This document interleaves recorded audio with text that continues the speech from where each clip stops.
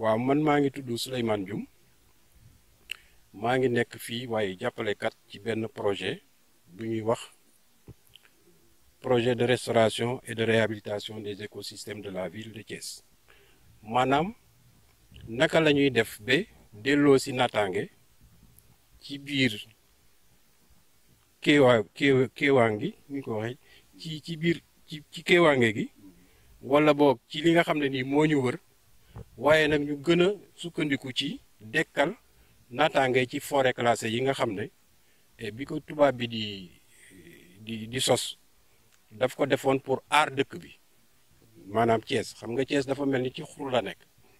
donc ndox yi nga xam ne ni day bàyyi ko ci tundu àllukaañ ndox yooyu dañuy wal di dugg biir Thiès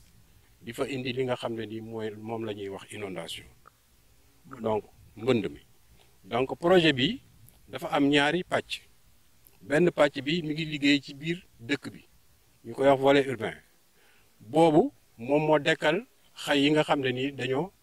màggatoon ba dee boo rombee yoonu Dakar bi di nga gis ay xay yu ndaw ñu aar leen ak ay gabion di nga gis tamit ay jardin yoo xam ne ni dekkal nañ leen naatal ko ba mu gën a rafet boo demee Kawsara tey jii jardin bi nekk foofu ci Kawsara bu njëkk da nga fa daan fekk ay mbalit ak ay bàyyi ma ci biir waaye léegi naat na boo ko xoolee sa xel dina neex te aussi sa bët dina gis lu rafet donc loolu mooy wàll bi nga xam ne nii moo jëm ci taax yi beneen wàll bi jëm fii nag ci nga xam ne mooy li ñuy wax rural maanaam dëkk yu xaw a kawe wala ñu taxaloog lu xaw a kawe moom liggéey bi mi ngi jëm rek ci defar ay jumtukaay yoo xam ne dañuy fexe ba ndox mi nga xam ne nii dafay wal ñu wàññi doole ji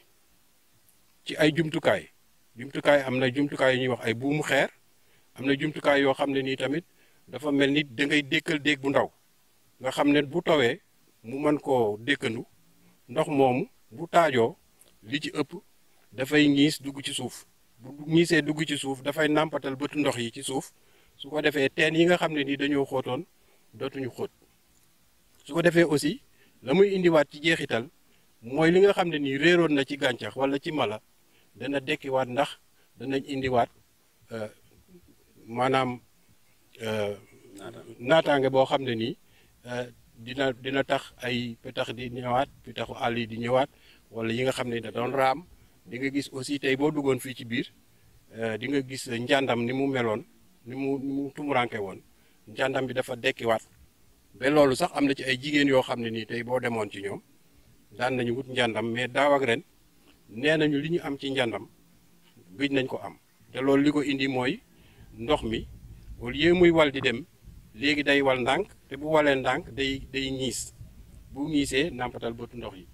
loolu aussi projet bi jeexitalam loolu ci la bokk beneen jeexital bi nag mooy day fexe tamit ndox mi dem biir Thiès wàññeeku loolu waxoon naa ko sànq bon dina indi aussi naataange tey fi mu leen di jigéen ñi fi doon liggéey ñi dañ leen doon aussi di leen dàmp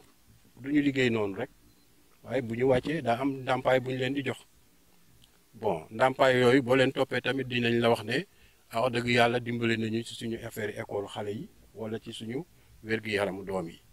loolu lépp ay jeexital la yoo xam ne nii liggéey bi ñu koy wax mise en défense maanaam tund la boo xam ne nii rek dañ koo aar pour ñoŋal ko loolu mooy mise en défense niñ ko ñoŋalee nag mooy dañ koo barbar mun am benn bunt nga xam ne nii dañ koy aar ci mala yi aar ko tamit ci leneen li nga xam ne nii dana ko indil gàllankoor. wàllu environnement jeexital bi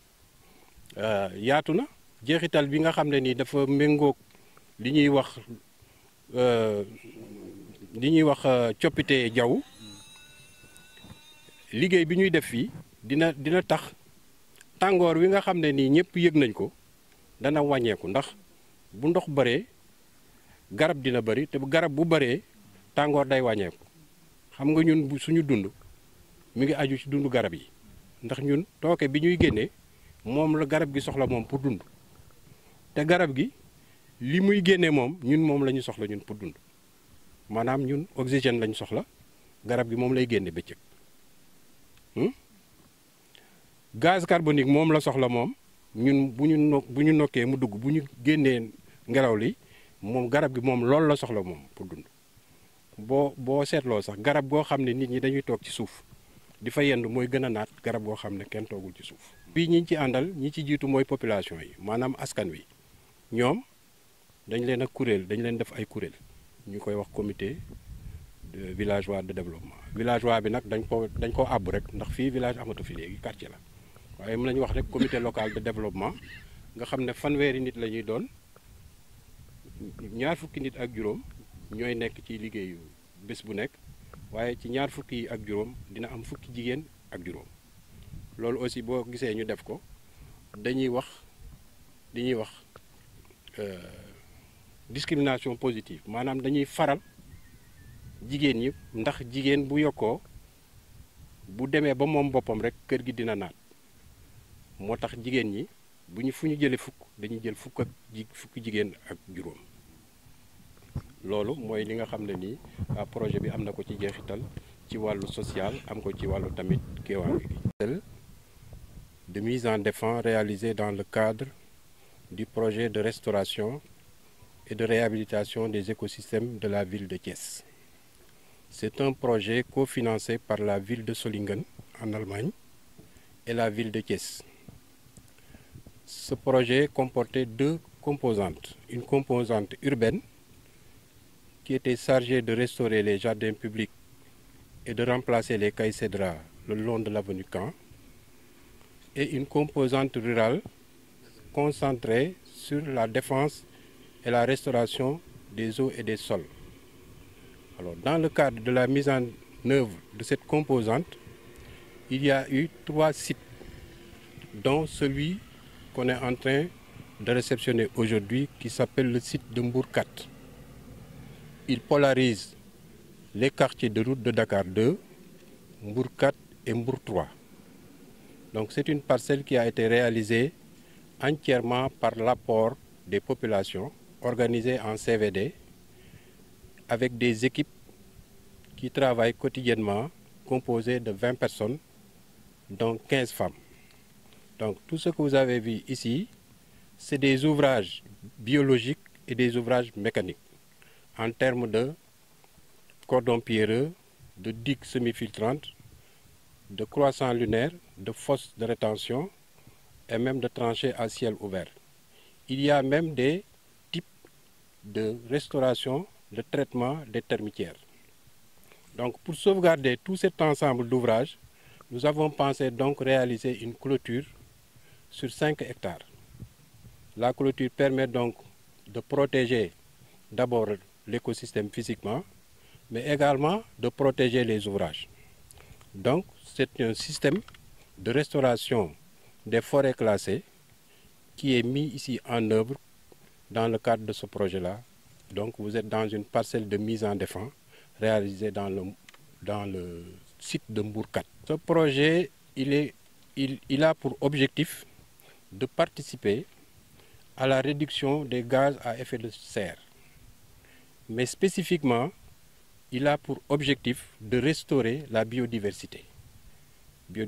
végétale et animale.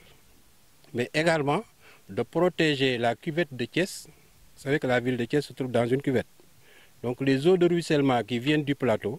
se déversent presque toutes dans la cuvette de Thiès. Donc en réalisant ces ouvrages de rétention des eaux et de ralentissement de la vitesse des eaux de ruissellement, nous favorisons l'infiltration des eaux avec comme effet la recharge des nappes phréatiques, mais également la restauration des milieux naturels.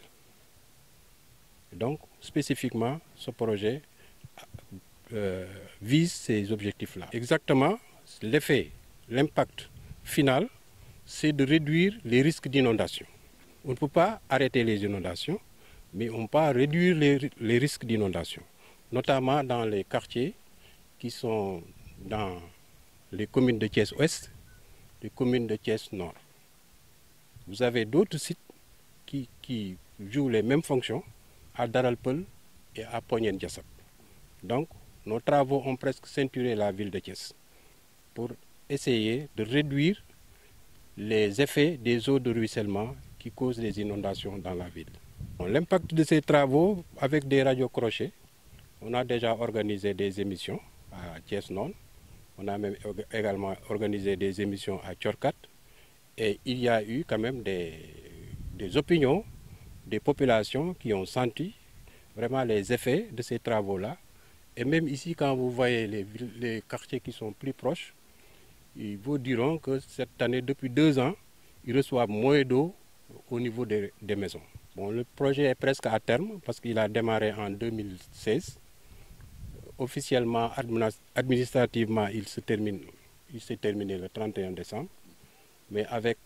des possibilités d'une petite rallonge, donc pour pouvoir consolider les acquis et définir en relation avec les partenaires des stratégies de pérennisation.